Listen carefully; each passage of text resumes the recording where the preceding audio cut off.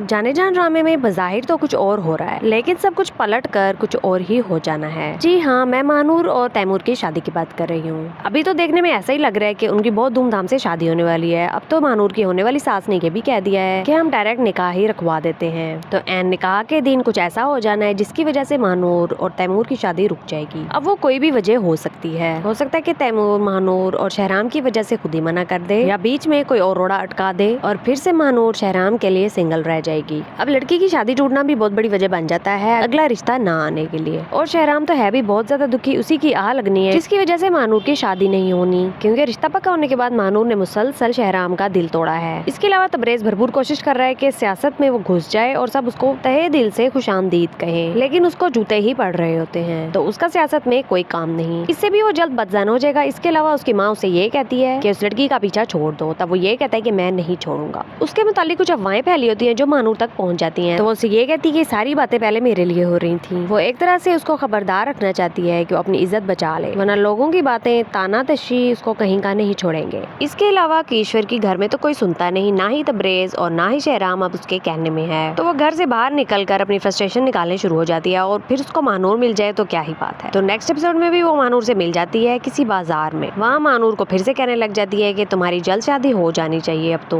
वो फिर से शायद महानूर से कुछ सुनना चाहती है, क्योंकि लास्ट टाइम भी महानूर चुप नहीं रही थी, उसने उसको जवाब दिया था, और अब भी वो उसको कोई ना कोई ऐसा जवाब देगी जिससे उसका मुंह बंद हो जाएगा।